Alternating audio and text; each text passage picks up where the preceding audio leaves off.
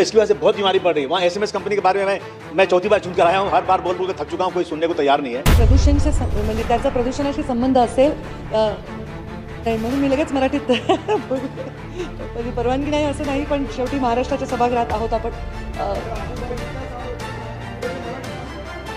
कारण आपण त्यांचं काय करतो, डिपॉझिट फॉरफिट करतो, त्यांनी काहीच होत नाही।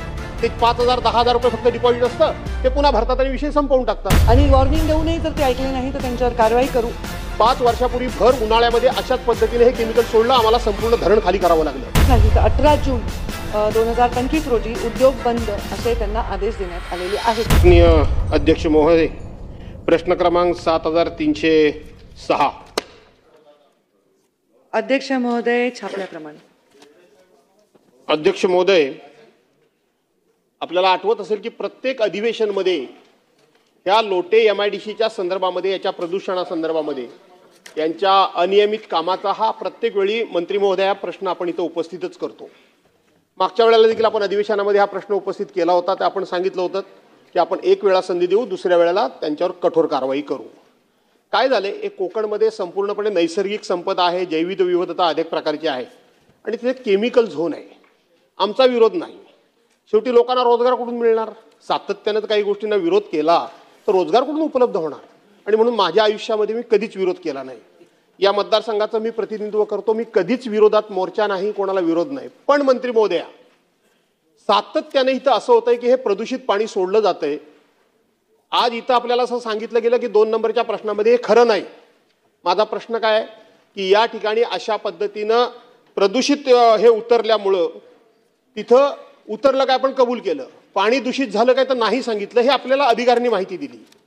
ज्या गावामध्ये उतरलं त्या गावामध्ये खेड शहराला पोहोचवणारं पाणी किंवा पुरवणारं पाणी जे बोरज गाव आहे त्याचं धरण आहे मॅडम, मंत्री महोदया, धरण आहे त्या ठिकाणी। आणि म्हणून हे पाणी किंवा हे केमिकल पर्क्युलेट होऊन त्या धरणामध्ये गेलं, हे माझ्या डोळ्यानं मी स्वतःहून बघितलं। 5 वर्षापूर्वी भर उन्हाळ्यामध्ये अशाच पद्धतीने हे केमिकल सोडलं, आम्हाला संपूर्ण धरण खाली करावं लागलं आणि लोकांना पाणी त्या सीझनला टँकरने द्यावं लागलं। हीच कंपनी, ही जी रिव्हरसाइड कंपनी, हिने 3 वर्षापूर्वी गुहागर तालुक्यामध्ये पाबरे गावामध्ये अशाच पद्धतीनं हे केमिकल नेऊन उतरलं, तिथलं पाणी दूषित झालं 3 वर्षापूर्वी हीच कंपनी। आणि म्हणून आपल्याला जे अधिकाऱ्यांनी सांगितलेली माहिती खरी न मानता मी सांगतो सभागृहाचा सदस्य म्हणून की हे पाणी दूषित झालेलं आहे। या संदर्भामध्ये आता पाऊस आहे म्हणून त्याचा काही फार परिणाम होणार नाही, पण दूषित झालेलं आहे आणि म्हणून ही वारंवार कंपनी अशा पद्धतीनं जे केमिकल टाकते त्याच्यावर आपण कारवाई करणार का, कायमचं बंद करून? कारण आपण त्यांचं काय करतो, डिपॉझिट फॉरफिट करतो, त्यांनी काहीच होत नाही। ते 5,000 10,000 रुपये फक्त डिपॉझिट असतं, ते पुन्हा भरतात आणि विषय संपवून टाकतात। आणि म्हणून याच्यावर कायमचा आळा बसेल अशा दृष्टीने आपण कठोर कारवाई कराल का? एक, आणि आता पावसाळा आहे, यंदा सुरुवातीला पाऊस पडला, अजून आता कोकणामध्ये पाऊस पडायचा आहे।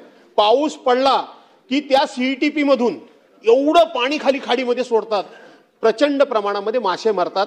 आपण ते पाणी सुटून त्या ठिकाणी अशा पद्धतीने मासे मरणार नाहीत याची सुद्धा काळजी कराल का? आणि एक मी पत्र आपल्याला देणार आहे, खात्री झाली तर काही कंपन्यांवर आपण कारवाई कराल का? निश्चितच अध्यक्ष महोदय, सन्माननीय सदस्य सभागृहात एखादा विषय जेव्हा मांडतात तो विषय सत्य समजून त्याच्यावर कारवाई करणं हे सरकारचं कर्तव्य आहे। आपण हा विषय अत्यंत महत्त्वाचा उपस्थित केला। जसं मी मागच्या वेळी सभागृहामध्ये सांगितलं होतं की आपण एकदा वॉर्निंग देऊ, कारण उद्योगावर अनेक लोकांच्या चुली चालत असतात आणि वॉर्निंग देऊनही जर ते ऐकले नाही तर त्यांच्यावर कारवाई करू। जसं आपण म्हणलो त्याचप्रमाणे, अगदी त्याचप्रमाणे आपण सुरुवातीला नक्कीच तक्रारीप्रमाणे पाहिलं तर तिथे थोडं हिरव्या रंगाचं पावडर सदृश रसायन राखेबरोबर मिसळून तिथे आढळून आलेलं होतं। त्यांना आम्ही त्या संदर्भामध्ये नोटीसही दिली होती। त्या संदर्भामध्ये 4-5 उद्योगांची तिथे, कारण तो केमिकल झोन आहे, पाहणी देखील करण्यात आली। त्याप्रमाणे एमआयडीसी लोटेच्या घनकचऱ्यामध्ये पण त्यांना सांगितलं की ह्याचं पृथक्करण करणं आवश्यक आहे, तसेही त्यांना नोटीस दिली। त्यानंतर 24 एप्रिल 2025 रोजी एमपीसीबीद्वारे त्यांना निर्देश देण्यात आले। त्यांच्या मी जसं सांगितलं एकदा वॉर्निंग दिली, कारण ते आपलं कर्तव्य आहे की त्यांनी सुधारणा करावी, आणि त्याला त्यांनी जर रिस्पॉन्स केलं नाही तर 18 जून 2025 रोजी उद्योग बंद असे त्यांना आदेश देण्यात आलेले आहेत।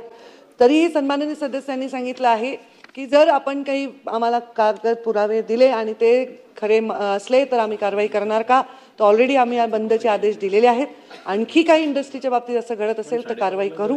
आणि जी तिथे CETP आहे त्याच्यामध्ये आपलं म्हणणं आहे की पावसाचं पाणी आल्यानंतर ते सरळ सोडून देतात, कारण ते वाहून जातं, त्याला कुठे तपास करता येत नाही, त्याचे पुरावे सादर करता येत नाही. तर असं होत असेल तर आपण त्याही संदर्भामध्ये आपण आपल्या कागद द्या, मीही इन्स्पेक्शन करायला सांगेन किंवा म्हणजे कुठलीही नोटीस न देता धडक अधिकारी पाठवून मी त्याची तपासणी करीन. आणि तसं असेल तर त्याच्यावरही कारवाई करण्यात येईल, कारण CETPचा हा वेळोवेळी तक्रार आहे की ते पूर्ण कॅपॅसिटीमध्ये चालवत नाही, दूषित पाणी डायरेक्ट नदीमध्ये सोडून देतात. असं असेल तर त्याच्यावर आम्ही कडक कारवाई करू. अबू आजमी साहब बोला. धन्यवाद अध्यक्ष महोदय, मैं ये पोल्यूशन का सहारा लेके मेरे एरिया में मानकुश शिवाजी नगर में सर कुर्ला स्क्रैप में इलीगल केमिकल का काम, साबुन बनाने का काम हो रहा है, जिसकी वजह से वो पानी खाड़ी में छोड़ते हैं.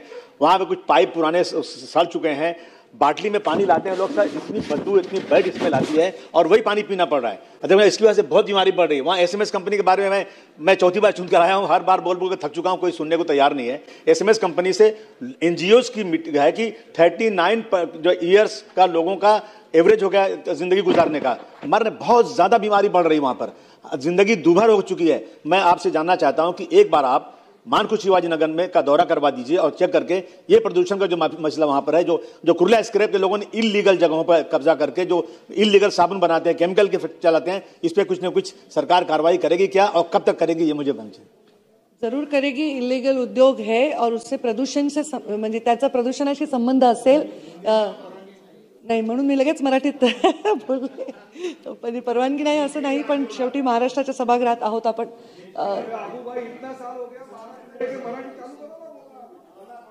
तर त्यांनी इलिगल उद्योगाला परवानगी नाही, तशी आपली तक्रार असेल तर ते बंद करण्यात येईल. आणि शुक्रवारी सन्माननीय अबू आझमी साहेबांनी चर्चा केल्याप्रमाणे शुक्रवारी या संदर्भातली बैठक माझ्या दालनामध्ये मी लावत आहे. त्याला संदर्भात जे कोणी आमदार असतील त्यांनी जर आज सूचना दिली तर त्यांना सुद्धा निमंत्रण देण्यात येईल. शेखर निकम. अध्यक्ष महोदय, या अनुषंगाने माझा एक प्रश्न आहे की काही आमच्याकडच्या कंपन्या आहेत त्यांना ट्रँकरनी हे डिस्पोजल केलं जातं. हे ट्रँकर आपल्या गावातील जिथे कुठेही रात्री अपरात्री येतात आणि नद्यामध्ये, विहिरीमध्ये, जिथून कुठून वाहून जायच्या ठिकाणी केलं जातं. ही तक्रार सॅफिस्ट कंपनीचे जे कॉन्ट्रॅक्ट घेतलेले ट्रँकरवाले आहेत ते सातत्याने करतात. कामत्यामध्ये भास्कर शेठच्या गावातल्या मतदारसंघामध्ये परवा 6 ट्रँकर त्यांनी सोडले होते. त्याचबरोबरीने असा मागच्या वेळी प्रश्न भास्कर शेठ जाधवनी विचारला होता आणि त्यावेळी आपण असं उत्तर दिलं होतं की माझ्या मतदारसंघामध्ये केतकी असेल, करबवणं असेल, मालदोली असेल, भिलं असेल, इथले जे स्थानिक छोटे छोटे शेतकरी आहेत त्या शेतकऱ्यांची मासेमारी हा छोटा व्यवसाय, तिथला रापण टाकून ते मासे पकडतात. हे पूर्ण पाणी त्या नदी खाडी पात्रात गेल्यामुळे पूर्णपणे मच्छीमारीचा धंदा आमचा बंद होतो. आणि अशावेळी आपण सांगितलं होतं की ह्या कंपन्यांकडून त्यांना काहीतरी मोबदला देण्याबाबतचा विचार आणि धोरण आम्ही निश्चित करू. तर त्या पद्धतीने काहीतरी धोरण आपण करून त्या शेतकऱ्यांना न्याय देण्याचं भूमिका घेणार आहात का? आणि ह्या संबंधी एखादी मीटिंग जर आपल्या दालनात लावलीत तर हे जे काही प्रश्न आहेत आम्हाला तिथं विस्तृतपणे मांडता येतील, तर आपण कारवाई करणार काय? असं आपल्या संबंधित फॅक्टरीच्या प्रदूषणाविषयी मी आता, कारण स्कोपच्या बाहेरचा जरी विषय असेल तरी मी बैठक लावीन.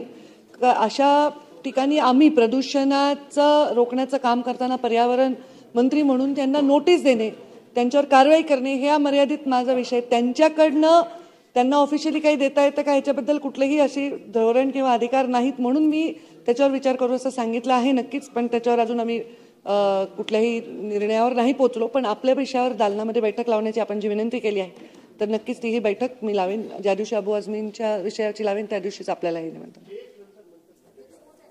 देतो. अध्यक्ष महोदय, सन्माननीय भास्कर जाधव यांनी खेड औद्योगिक वसाहतीतील प्रश्न जरी विचारला असला तरी देखील पर्यावरणाचा प्रश्न संपूर्ण महाराष्ट्रामध्ये अनेक ठिकाणी भेडसावतो.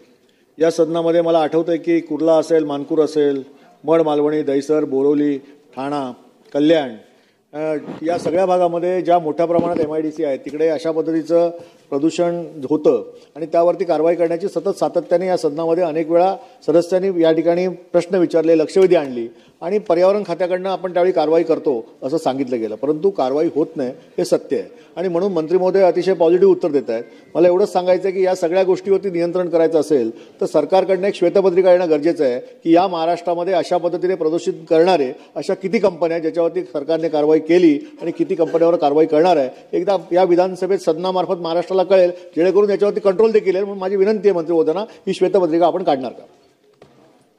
आतापर्यंत किती कंपन्यांवर सो मोठो कारवाई केली आणि किती कंपन्यांवर तक्रारीनुसार कारवाई केली याच्याबद्दलची माहिती सभागृहाला अवगत आम्ही करून देऊ शकतो. नक्कीच अधिवेशन संपायच्या आत तशी माहिती मिळेल. मनीषाताई, शेवटचा प्रश्न. अध्यक्ष महोदय, सन्माननीय मंत्री महोदय अगदी पॉझिटिव्ह उत्तर देत आहेत, पण मला त्यांना एक स्पेसिफिक प्रश्न विचारायचा आहे की लोटे औद्योगिक क्षेत्रामध्ये एमपीसीबीने आणि स्थानिक यंत्रणाने सांडपाणी व प्रदूषण नियंत्रणासाठी लावलेले दंड व नोटिसा ह्याची कारवाई केली आहे का आणि सदर कंपनीवर कोणती कारवाई केली, हा माझा पहिला प्रश्न आहे. माझा दुसरा प्रश्न आहे, सन्माननीय मंत्री महोदया, गेल्या वर्षी तारापूर औद्योगिक वसाहतीमधून टँकर डायरेक्ट साखरा धरणामध्ये सोडलेलं होतं, पण ती कारवाई केली, ती कंपनीवर कारवाई नाही केली, जो टँकरवाला आहे त्या ड्रायव्हरवर कारवाई केली. तर अशा ज्या पद्धतीने टँकर धरणामध्ये सोडले जातात त्याच्यावर तुमची प्रदूषण यंत्रणा काय कारवाई करणार, हा माझा दुसरा प्रश्न आहे. आणि तिसरा प्रश्न आहे सन्माननीय मंत्री महोदया की CTP ह्यांच्या मार्फत जोडलेल्या ह्या कंपन्या आहेत का, तिकडे सेंट्रल इफ्लुएंट ट्रीटमेंट प्लांट आहे का लोटे इकडच्या ह्या कंपनीवर, नसेल तर तुम्ही त्याच्यावर कोणती कारवाई करणार, एवढी माझे 3 प्रश्न आहेत. सन्माननीय ज्येष्ठ सदस्या मनीषाताई यांनी प्रश्न विचारला, त्या कंपनीवर कारवाई केली आहे का, तर हो, नक्कीच केली आहे. मी मगाशी सांगितल्याप्रमाणे त्याला बंद करण्याचे आदेश दिलेले आहेत. दुसरा त्यांनी प्रश्न विचारला की हे टँकर जे पाणी धरणामध्ये सोडत आहेत तर ते टँकरच्या ड्रायव्हरवर कारवाई झाली, तर मला त्याच्यामध्ये तपासायला लागेल. पण मला जे कळतं ज्ञान आहे त्याच्यातून कॉन्ट्रॅक्ट बेसिसवर ह्या कंपन्या काही लोकांना कॉन्ट्रॅक्ट देतात ते टँकर वाहण्याच्या संदर्भामध्ये, आणि ते जर मध्येच कुठे सोडलं तर ती कंपनीवर कारवाई होऊ शकते का, त्या डायरेक्ट ड्रायव्हरवर टँकर होते तेही मला तपासून पाहावं लागेल. तर ते तपासून मी पाहीन. आणि जे CETP आवश्यक आहे तेवढे CETP नसल्यामुळेच ही परिस्थिती निर्माण होते, आणि तेही असूनही आता सन्माननीय सदस्य भास्कर जाधवांनी सांगितलं असून सुद्धा ते चालवत नाहीत, तसंच पाणी सोडतात. तर ती परिस्थिती असल्यामुळे आपण ते CETP तिथे आहे तारापूर येथे, पण तो पूर्ण कॅपॅसिटीने चालतो अथवा कसे ह्याच्यावर जास्त लक्ष द्यायची गरज आहे.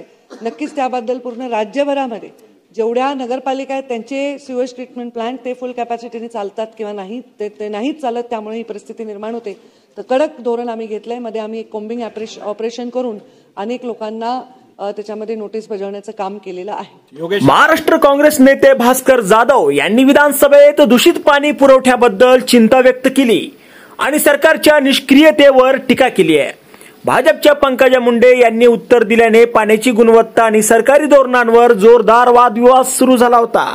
यावेळी भास्कर जाधव, अबू आझमी निकम आणि ज्येष्ठ नेत्या मनीषाताई यांनी प्रश्न विचारताच पंकजा मुंडेंनी सर्व प्रश्नांची धडाधड उत्तर देत सगळ्यांना खाली बसवलं. यावेळी अबू आझमींनी हिंदीत प्रश्न विचारताच पंकजा मुंडेंनी यावेळी मुद्दाम त्यांना मराठीत उत्तर दिलं. यावेळी काही नेत्यांनी तुम्ही एवढ्या वर्षापासून महाराष्ट्रात राहता, मराठी कधी शिकणार असा प्रश्न केला. आता यावर तुम्हाला काय वाटतं, तुमचं मत कमेंट बॉक्समध्ये लिहायला अजिबात विसरू नका. आणि व्हिडिओ आवडला असेल तर जास्तीत जास्त शेअर करा. आणि आतापर्यंत मराठी जनता, आपण आपल्या या चॅनलला सबस्क्राईब जर केलेलं नसेल तर चॅनलला सबस्क्राईब करा.